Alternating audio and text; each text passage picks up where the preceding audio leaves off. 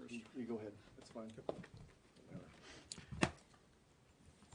A moment ago, Senator Kennedy referred to this as akin to the nuclear option. This is certainly the most violent act undertaken at the United States Senate, violent against the institution of the Senate and its time-honored traditions since November of 2013, when Harry Reid deployed the nuclear option on the executive calendar filibuster.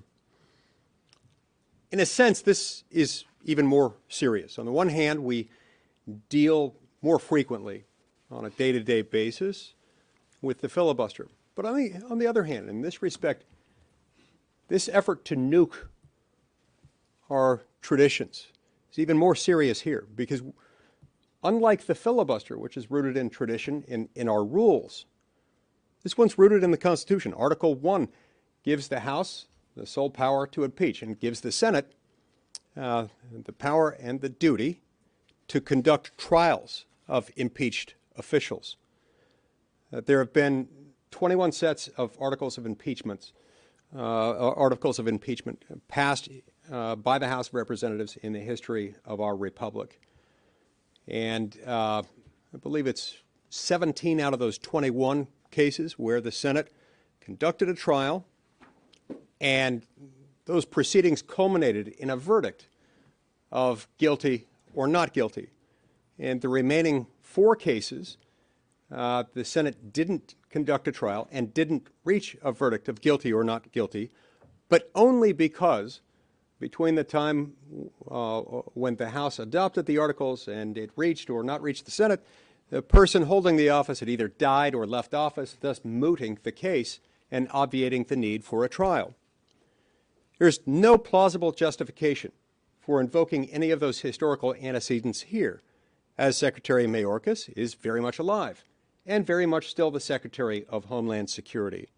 So in that material respect, what they're nuking here is not just a Senate precedent or a Senate rule, but a provision of the Constitution and a time-honored duty in the United States Senate to do this. They're nuking a provision of the Constitution. So separate and apart from how you feel about Secretary Mayorkas and his performance of his duties, anyone who fancies him or herself an institutionalist, someone concerned about the Senate as an institution, should for that reason alone be willing to stand up to this form of legislative tyranny and say that we've got an obligation to do this. Now, on the merits of the thing, I would ask a series of questions that one way or another, regardless of where you stand on Secretary Mayorkas, need to be answered.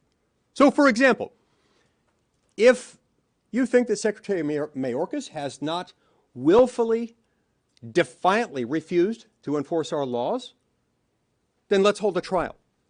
If you disagree that he's allowed over 430,000 unaccompanied minor children in recent months into the United States, then let's hold a trial.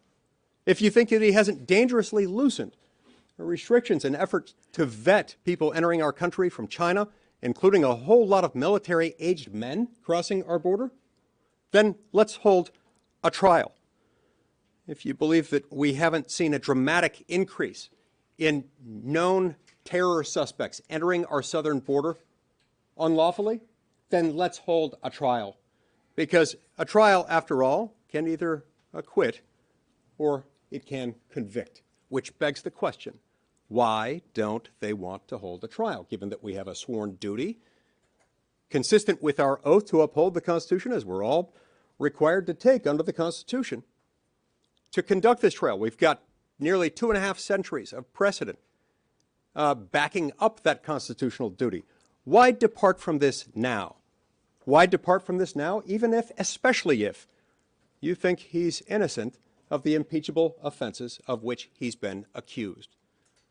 What does an innocent administration that has nothing to hide do?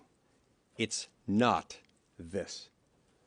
I'm very grateful to Speaker Johnson for his bold willingness to delay this. We don't want this to come over on the eve of the moment when members might be operating under the influence of jet fume intoxication.